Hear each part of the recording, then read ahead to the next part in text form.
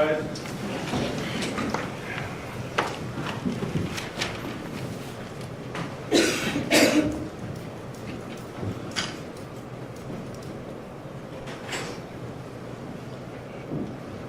Please be seated.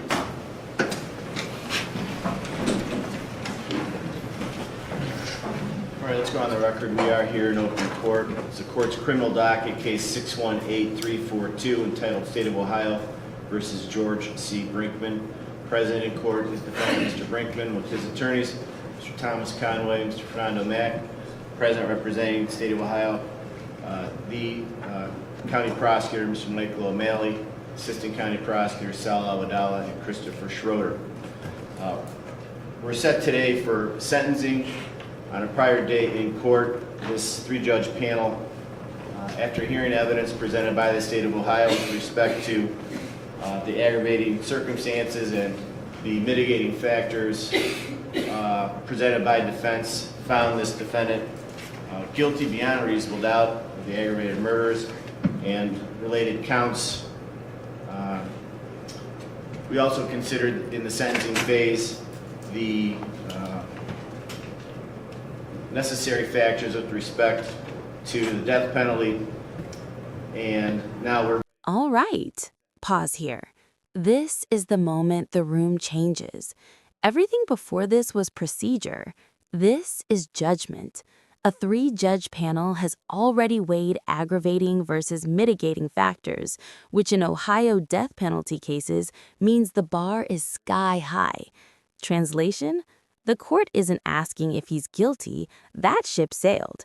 They're deciding whether the law allows him to keep breathing. Ready to proceed with the sentencing hearing. Have the victim's representatives speak. We'll start with the State of Ohio. Thank you, Your Honor. Your Honor, State of Ohio versus George Brinkman, again, case 618342. Here on June 10, 2017, trust and familiarity turned into treachery, torture, and unspeakable violence when George Brinkman decided to murder Suzanne and her two daughters, Taylor and Kylie.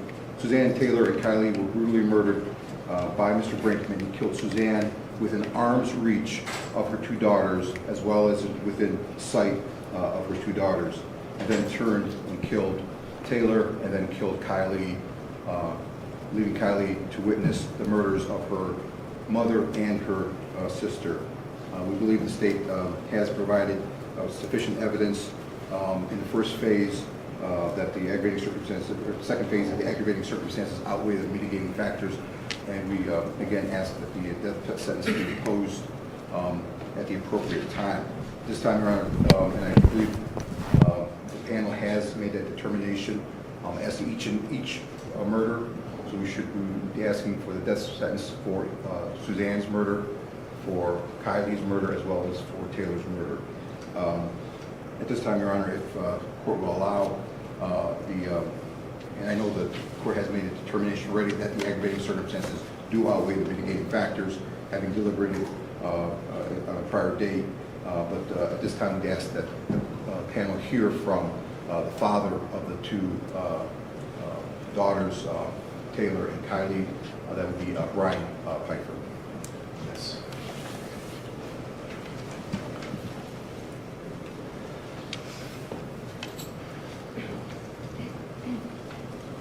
Morning, sir. Please state your name for the record.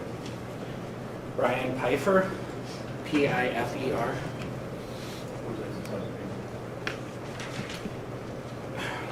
Your Honors, my name's Brian Pfeiffer.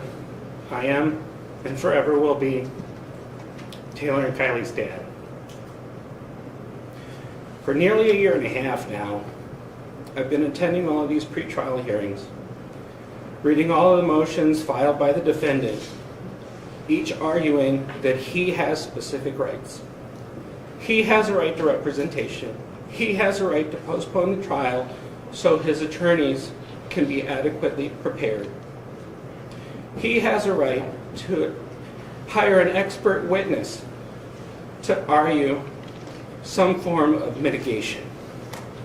He has a right to not have anyone talk to him while he's in prison in case he says anything he shouldn't say. We even had to hear how he needed a haircut. But today I'm asking you, honorable judges, to be the voices for the rights taken by Mr. George Brinkman Jr. The right of Taylor to finish her last year at Kent State University. The right of Taylor to graduate, to get a job in the fashion industry that she was so passionate about, to get her first apartment, her first car, her first house. Taylor's right to get married, to have children, to celebrate the holidays. Her right to play another game of softball and sing in the car and go to concerts. Kylie's right to become a forensic scientist that she always wanted to be, to finish her education at BGSU and to get her master's that she had planned on. Her right to go see theater again and see Phantom of the Opera, that was her favorite. To go shopping in Soho again.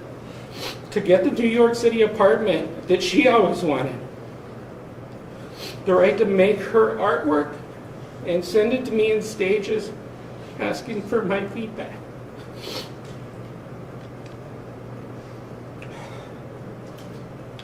The right to sing with her sister in the car and correct her on the lyrics to the songs.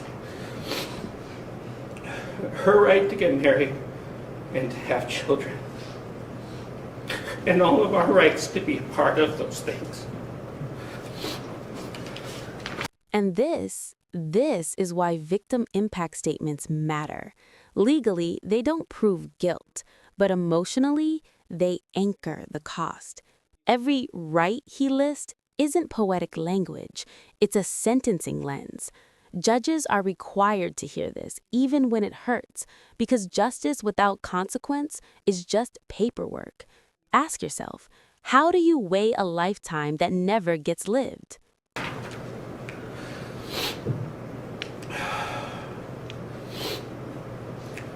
The rhetoric used by the defense in the entire second half of these proceedings was meant to diminish the impact of the crimes, referring to them as a situation, an event, an incident. That is not accepting responsibility for what you've done. The reality is that George Brinkman Jr. took from all three of them the very right to breathe when he carried out his plan last June. When he brutally murdered Taylor, Kylie, and Suzanne, when he bound them, murdering them one by one, he didn't show any mercy. Yet, he has the audacity to ask this court, you, for mercy on him. They didn't deserve this. That's why today I'm asking you to be the three voices for the three lost. I'm asking you to remember all the testimony that you've heard and all the rights Mr. Brinkman ripped from them, from all of us. In his unsworn statement to the court, he acknowledged that he deserved to be sentenced to death. The simple question before this panel, at least in my simple mind, is this: would the world be a better place without George Brinkman Jr. in it? I believe, as does the whole family, that the resounding answer to that is yes. Thank you. Thank you, Your Honor. Your Honor, at this time, Your Honor, Suzanne Taylor's mother, Ms. Marsha Taylor, would like to address the panel. Go ahead. Yes. And she is going to be brought up to the podium, and Ms. Kennedy from our office, from our victim advocate office, will be reading the statement. Thank you.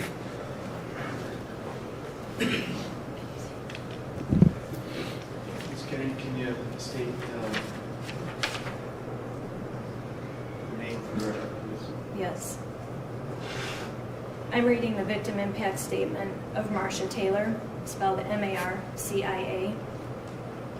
She is the mother of Suzanne Taylor, grandmother of Taylor Pfeiffer and Kylie Pfeiffer.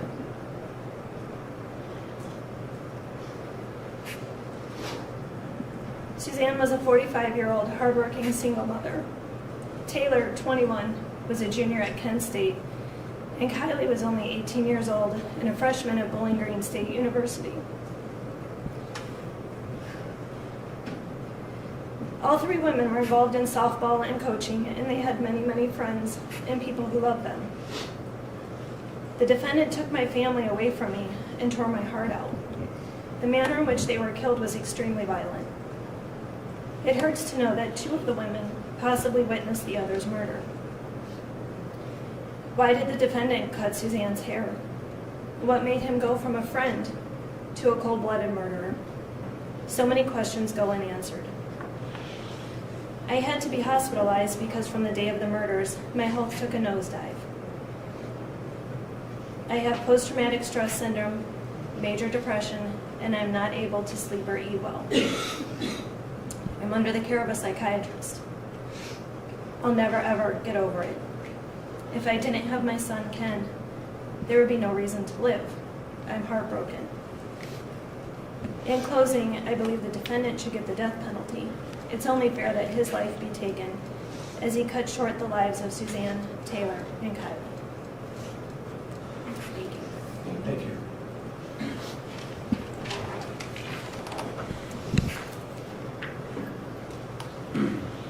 Thank you, Your Honor. At this point, the state would just like to highlight and that the events of June 10th, 11th, going to the 12th, would have been much worse had it not been for the actions and the involvement of, and the reason we're here today with this result, I believe, is the result of the hard work of the North Royalton Police Department, specifically Detective Skozin and Sergeant Revicki, as well as the assistance and really an interagency cooperation here, the assistance of the FBI, Special Agents Andy Earl and Kerry McCaffrey really dug in that first 24, 48 hours to get us to where we're at here.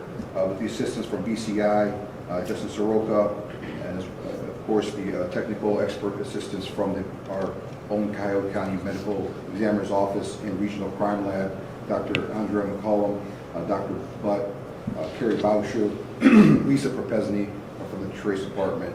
And finally, Your Honor, I'd like to thank my colleagues, Dan Cleary, Kevin Brinkman, Chris Schroeder, as well as our county prosecutor for giving us the resources to allow us to pursue this case. Thank you very much. All right, we have the defendant. Mr. Conlon, Mr. Mack. Please support. Mr. Brinkman is not going to speak this morning. And with all due respect, we're asking the court to reconsider your sentence and impose a sentence of life without the possibility of parole. For all the reasons previously stated during our closing arguments and mitigation phase, we still believe that the aggravating circumstances do not outweigh the mitigating factors presented to this court. And just wanted to highlight, we ask that you consider his acceptance of responsibility early on in this case. And throughout all stages of the case, he always demonstrated the willingness to enter a plea of guilty without the possibility of parole. And the fact that he did enter a plea of guilty and did not drag the family through a trial should weigh heavily before this court. His genuine remorse articulated through the interviews, letters, and his unsworn statement. We ask the court to consider his lack of violent history, his limited criminal history. We also ask you to consider the abusive relationship at the hands of his father that was testified by our witnesses. And we ask the court to consider the severe depression stemming from the loss of his mother and his brother. And went through the state's sentencing memorandum. I know that it was argued that that's a weak factor, but we beg to differ.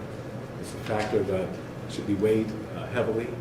People take their own lives every day in this country based on severe depression, and it can influence behavior. But again, there's no excuse for Mr. Brinkman's behavior, and it's not to be looked upon as an excuse.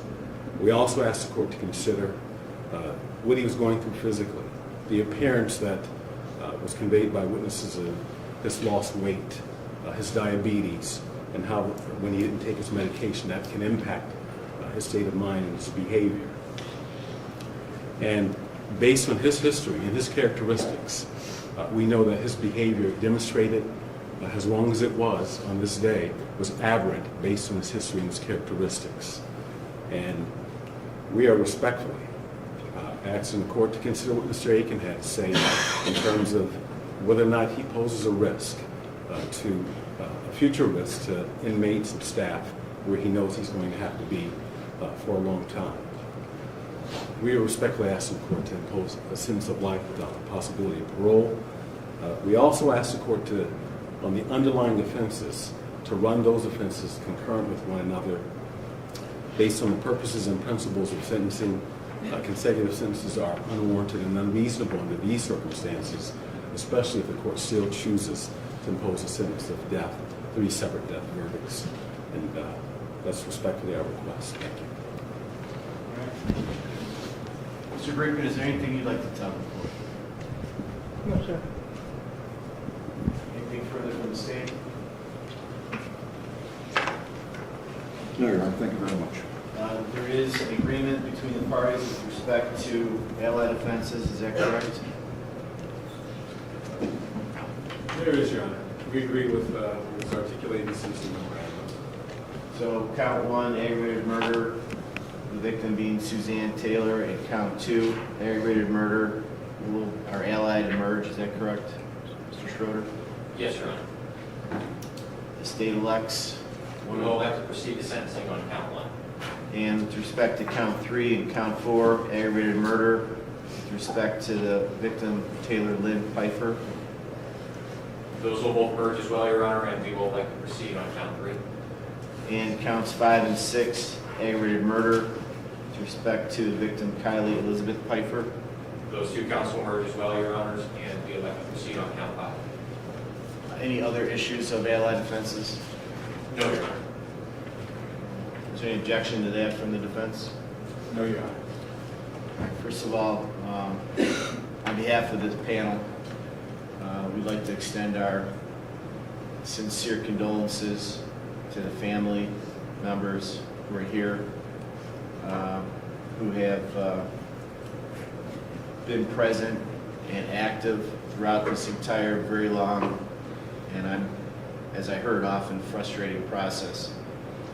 Our laws are made to protect the rights of those accused, and we have sworn an oath, everyone, the attorneys, the judges, to protect those rights. And that's often cold comfort to the victims' family members who have lost a member of their family forever. And all those efforts defense makes protecting the rights of the defendant just fall on deaf ears and are often upsetting to the family members. We understand that. We appreciate how you've acted throughout these proceedings, and we understand your feelings. And it's every case in which an innocent person loses their life is always senseless. There's never any sense to it. And there will never be any sense found in it or any good reason for it. And all the law can do is what the legislature has allowed us to do. And we have considered all these factors. We have made specific findings beyond a reasonable doubt that this defendant is the principal offender in the aggravated murder, that the aggravated circumstances outweigh the mitigating factors. And pursuant to the revised code section 2929.03, we do hereby impose the death penalty. There it is. When the judge cites beyond a reasonable doubt again, that's not repetition, it's reinforcement for appeal. Every word here is engineered to survive review by higher courts. This sentence isn't about anger or revenge, it's about legal permanence. From this point forward, the case leaves the courtroom and enters history. And count 1, and count 3, and count 5 for those aggravated murders. No sentence will be imposed in count 2, 4, or 6 pursuant to the allied offenses agreed to by the parties. The remaining underlying allegations, the court has considered all the principles and purposes of felony sentencing, all the appropriate recidivism and sentencing statutes as required by our sentencing statutes. Also, I have considered specifically whether or not consecutive prison sentences are appropriate. Hereby I do find that the facts and circumstances surrounding these brutal murders carried out with pre-calculation and design, and the underlying offenses that are part and parcel of this plan require consecutive sentences. It is necessary to protect our community and to punish this defendant. Consecutive sentences are not disproportionate to the harm that was caused in this matter. That the harm is so great or unusual, a single term does not adequately reflect the seriousness of this defendant's conduct. So the court's going to impose the following sentences. In count 7, aggravated burglary, it's a felony of the first degree, 11 years in a correctional institution. In count 8, it's kidnapping with respect to victim Suzanne Taylor. It's a felony of the first degree, 11 years in a correctional institution. In count 11, which is gross abuse of a corpse, with respect to victim Suzanne Taylor, 12 months in a correctional institution. That's a felony of the fifth degree. In count 9, kidnapping. With respect to victim Taylor Lynn Pfeiffer, 11 years in a correctional institution for that felony of the first degree. In count 12, gross abuse of a corpse. With respect to victim Taylor Lynn Pfeiffer, 12 months in a correctional institution. In count 10, kidnapping. With respect to victim Kylie Elizabeth Pfeiffer, felony of the first degree, 11 years in a correctional institution. In count 13, gross abuse of a corpse. With respect to victim Kylie Elizabeth Pfeiffer, 12 months in a correctional institution. Sentence will run consecutive to each other. Count 7, consecutive to 8, 9, 10, 11, 12, and 13. 47 years in Lorraine Correctional Institution.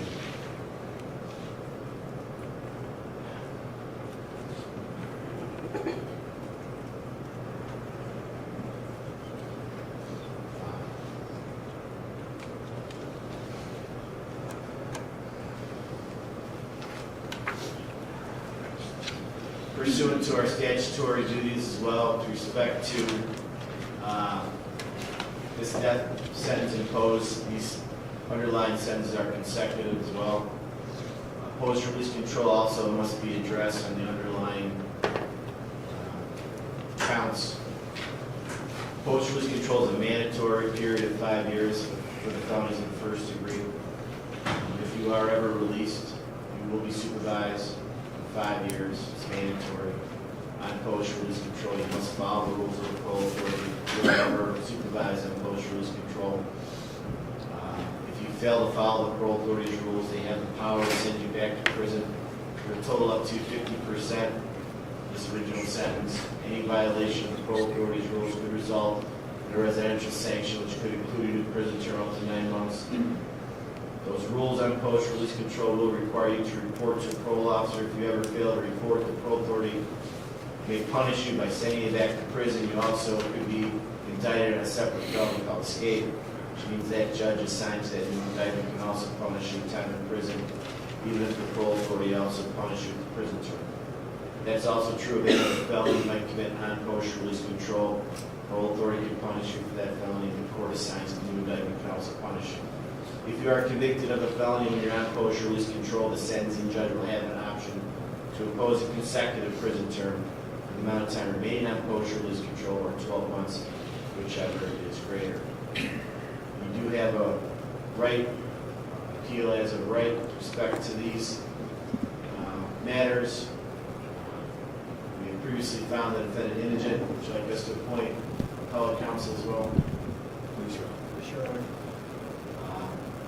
Our specific findings will be journalized in a written opinion and filed with the clerk.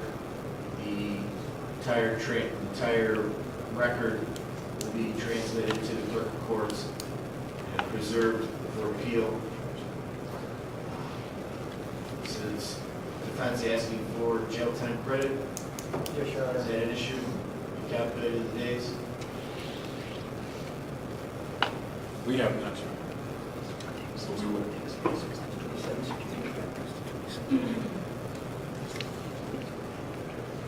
Could I have one moment, Your Honor? I'll do that now. We're also opposing court costs, responsible for court costs. This matter, you make your part of the community work service therefore as well.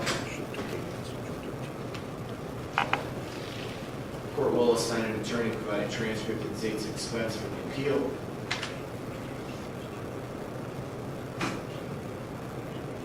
May we approach, Your Honor? Yeah.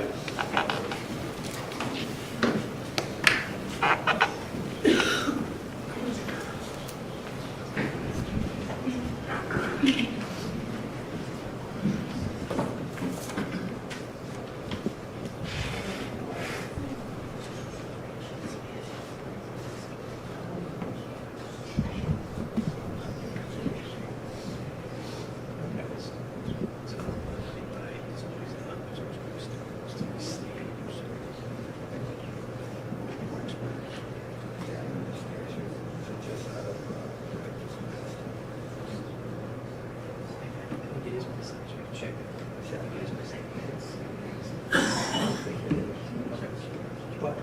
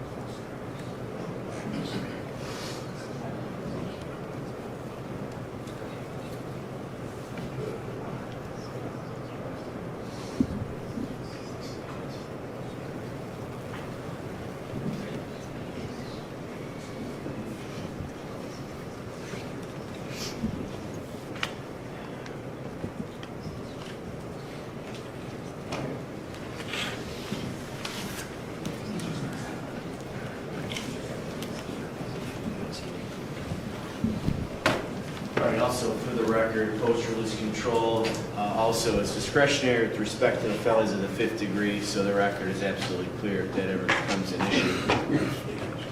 3 years discretionary post-release control on the F5s, mandatory 5 years post-release control on the F1s. State of Ohio also has a final request. Your Honor, would request since the Mr. Brinkman has been sentenced to death, and upon the filing of the opinion, that an execution date be set by the court within the year. We understand that there's appeals that will stay that, but I believe that that's a practice if not required by the statute, that an execution date be set by this trial court. Thank you. All right. Anything from the defense? Your Honor, may we take a moment, please?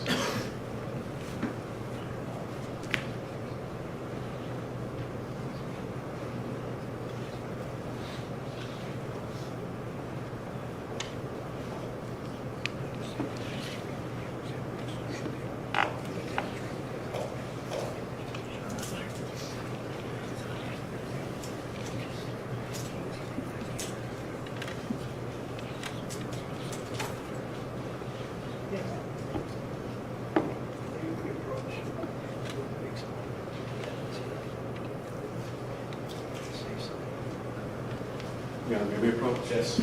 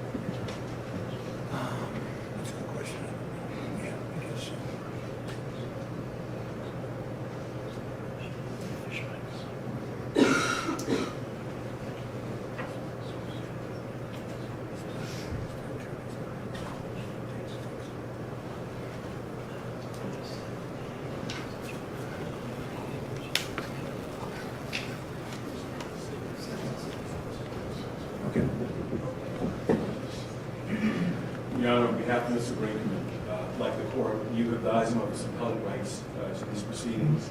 We have also advised him of his rights and the pros and cons of appealing this matter. And Mr. Brinkman has made it clear to us, as he has early on in this case, that he does not wish to appeal your decision. Mr. Brinkman, is that correct? That is a true statement, sir. Have you had enough opportunity to talk to your attorneys about what the appeal entails and how it will proceed? Yes, sir. Do you have any questions about that for this panel? No, sir. Pursuant to our statutory duty at this point, and having considered what defendant's wishes are, the court is going to appoint appellate counsel so that if there is any possibility of this defendant wishing to pursue specific issues that may occur to a counsel, we will appoint the State Public Defender's Office and another attorney with respect to an appeal. Also, the State of Ohio has a request as well for the sentencing date. Yes, Your Honor. All right. Considering that the sentence is not final judgment until our opinion has been filed with the clerk's office, I'll set the execution date for January the 15th, 2020. Should be 1 year from when approximately the sentencing memorandum and opinion would have been filed. Is there anything else for the record from the State of Ohio? Two things very briefly, Judge. Number one, from the date of the defendant's arrest, I believe he is entitled to 564 days of jail time credit, so we'd ask the court to award him that amount. And number two, there was one consecutive sentencing finding that I believe the court did not make, and that was that consecutive sentences are not disproportionate to the danger the offender poses to the public, so we just ask the court to make that finding as well. All right. If I didn't say that, I thought I did indicate that, that the consecutive sentences aren't just proportionate to what happened, and it's also not just proportionate to the danger he does pose. That's correct. I appreciate that. Incorporating all the facts that this panel has heard. The court will grant 564 days jail time credit pursuant to law. Is there anything else for the record from the state? No, Your Honor. From defense? No, Your Honor. All right, defense remaining. Recess. All right.